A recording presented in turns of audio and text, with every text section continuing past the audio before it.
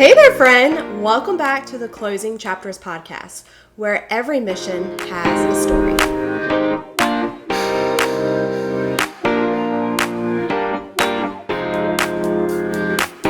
So, this was special though, because it was a guy coming into our CE unit. So my husband got word that somebody was coming in, needed some help, and got us connected. So I'm always happy to help a fellow CE folk over at Shaw. So they were coming in and also they'd already had her. They'd had their first baby girl, so they had an infant. Our daughters are pretty close together in age, and I was expecting. Hey y'all, welcome back. It is now time to dive into 2020. And spoiler alert, it's a pretty quick run. I have 2 transactions for 2020. Why, Brittany? Why would you, a high producing agent, only do 2 transactions in a year? Well, friend, 2020 was a special year. It is when our first little bundle of joy joined us. And she was born February 14th, 2020. Now, knowing that information, let me tell you about this first transaction. It closed March 20th of 2020, approximately a month and 6 days after my little girl was born. So to say that I got busy pretty fast after she was born would be right. So we wrapped up 2019. I had transitioned back to South Carolina in December, and I had no intention of really doing a whole lot of anything because, I was having a baby in 2 months. I was around the office. I was finishing up whatever transactions I had going on and hanging out and helping where I could just to stay busy. But I was about to have my hands full, and my husband was gone. He had gone back to basic, so he was at Fort Jackson. So I was going back and forth to Fort Jackson a good bit to be able to see him on the weekends when I was able to. And yeah, we knew that after he was done there that he would be moving on to training, and we would only be there for about 6 months tops was the whole idea. So I wasn't going to get a whole bunch started when we were about to legitimately pack up and transition again. So this was special though, because it was a guy coming into our CE unit. So my husband got word that somebody was coming in, needed some help, and got us connected. So I'm always happy to help a fellow CE folk over at Shaw. So they were coming in and also they'd already had her. They'd had their first baby girl, so they had an infant. Our daughters are pretty close together in age, and I was expecting. So we needed to get to work. And in the time that they were in this home, they grew from a family of 3 to a family of 4, and they are now a family of 5 in a different state. But we got the pleasure of finding them a really good deal. What's a really good deal, Brittany? Well, remind you, it is 2020. We got them a 3-bedroom, 2-bath house on a half-acre lot that was already fenced in, had a garage, VA eligible, for $154,000. How awesome is that? Now, it needed some cosmetic love, it needed some flooring, it needed some paint by far, but overall it was sound. It actually had a really decent sized kitchen in it, and it was lovely. It was perfect for a first-time home buyer, and it had a huge mamma jamma backyard for their pup who needed the space to run. She was young, and she was really like one of those overly active dogs, like just hyper, and just needed to be outside where she could bounce it out. So we found a space for her. So I am so thrilled that I was able to help them, because it was such an ironic timing, right? Like I really didn't know if I could handle taking on a client or not. And whenever we found the house, then we were going through the walkthroughs and closings, and that was my first time taking my daughter out and about and having to have her with me when we did stuff and doing paperwork at the office with her. It was a huge new experience, and I'm so blessed that I was able to have my first transaction after being a mom with somebody else that was also recently just a new family. So they understood it and knew what I was going through and were very patient with me. but also with it being a fellow CE family and them knowing who we were and our history, it just took a lot of the pressure off. It made it so that I didn't have to be perfect, that I could help this family get where they needed to be and make everything work. And it was glorious. And the interesting thing is that they drove cross country legitimately way too fast. Like, I do not think the husband even slept. So when we were planning for closing and the final walkthrough and all that stuff, I was tracking, how long it took us to get from South Dakota. And I was like, okay, I would expect that you're going to be stopping this often. Like, they've got a baby, they've got a dog, they've got a cat. There's some stuff. They're going to be stopping often. No, my friends, this guy, and I'm pretty sure the husband drove legitimately the whole way, because I think the wife was handling, the critters and the baby. And they made it in like less than 2 days. I think he stopped and slept for like 4 hours and kept on trucking through. Just like I'll sleep when I get there type of thing. And I was like, dude, I kept saying, safety first, like, take your time. It's okay. Like, the house will be here when you get here. And I think part of it is that they didn't want to incur extra cost, for staying in the hotels, which I don't blame them. We have found, and I've said this before, but on average, after making 4 moves in a year and a half's time span, it costs us about $5,000 out of pocket every time that we transition, whether it's, for the gas, for the hotel rooms, the U-Hauls, the unexpected towing of a car, whatever the case might be. And when I mean towing of a car, I don't mean shipping a car. I just mean like actually having to haul it with you, because that's what happened to me. Whenever my husband finished basic training, he went to Alabama for his initial warrant officer class, and he had gotten delayed because of COVID, and so everything was like out of the norm.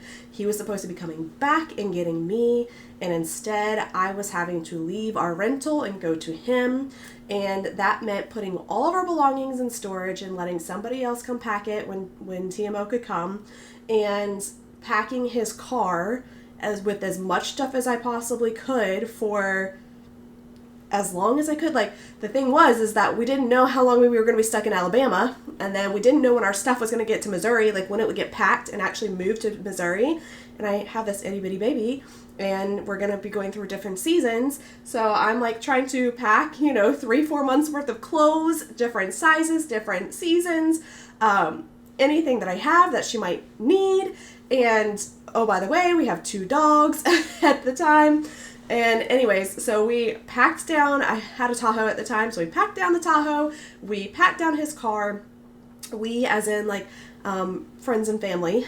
I had a great group of guys from my office that came and helped me out getting all this done.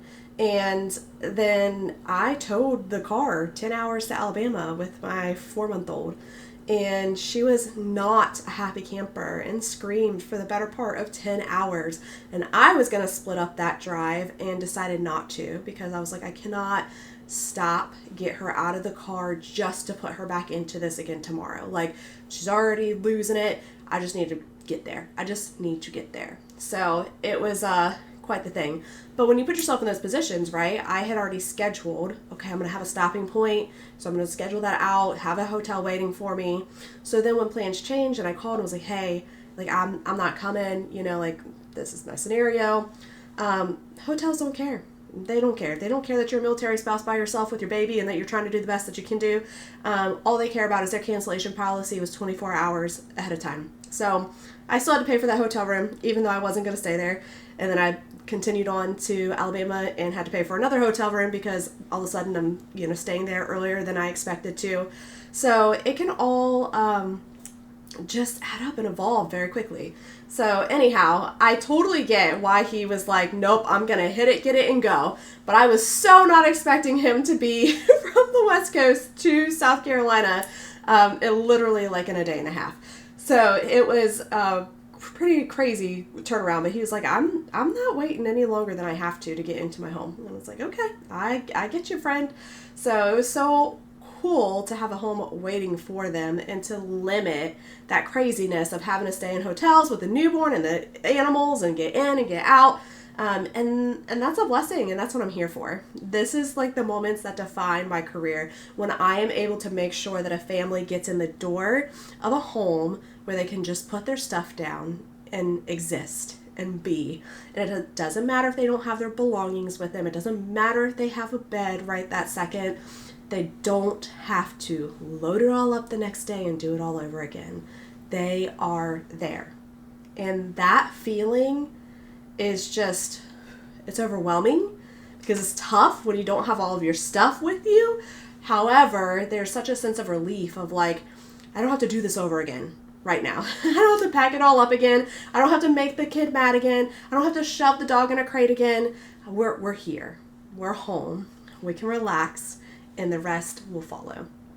That is also why I have learned that one of the ways that I love to take care of my clients is by making sure there's essentials in the home. So if I have a client in this scenario where they are doing a fly-by-night, they are coming in and they are just going to be ready to get there and walk in the door, whether it's during the day or the middle of the night, love having a couple of little goodies there so that they don't feel like they have to rush out the door. You know, making sure there's toilet paper in the house, some soap, some, trash bags, paper towels, a few snacks, a few drinks, something just to get them by. Even if there's not a fridge in the house, right? Like a pack of Gatorades, like on the counter, so much better than walking in a door and being like, man, I gotta turn around and go back out to the store because we don't have anything to drink, we don't have any snacks to eat, we just, it just lets you be for a minute. So this is another great example of exactly why I do what I do, and why I was willing to do it freshly postpartum, because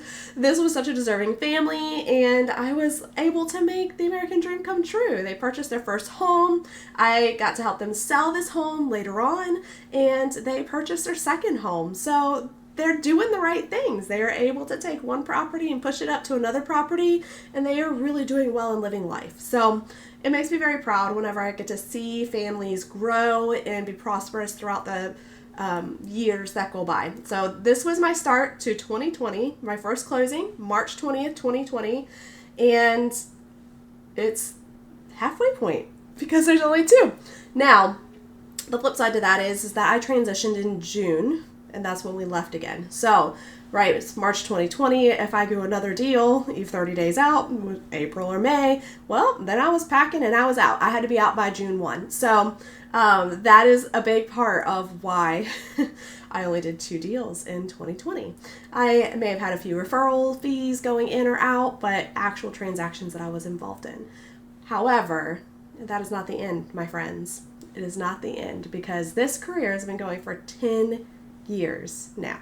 Officially in May, I have hit the 10-year mark, and what a blessing that it is to be able to have served so many families over the last decade, to grow in my profession, and I'm always learning. This is one of those worlds where you never stop learning. There's something else around every single corner, another skill to learn, another change coming your way, and this is why this career is so intriguing sometimes, because you're not going to get bored. You just absolutely can't, because if you settle and you get bored, then you're missing out on something, whether it's learning or a change that you didn't adjust to, and it'll catch up with you.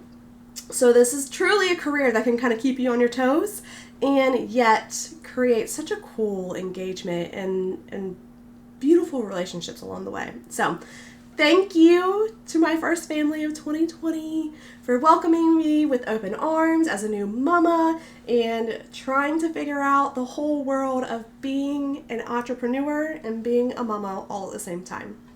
I hope to see you soon. Hey, I just wanted to say thank you for being here and listening in on this episode of Closing Chapters with me. I truly enjoy putting this content together, and I hope that you enjoy it too. If so, could you like, subscribe, and share this episode with somebody you know that will enjoy it just as much as you did? Thank you so much.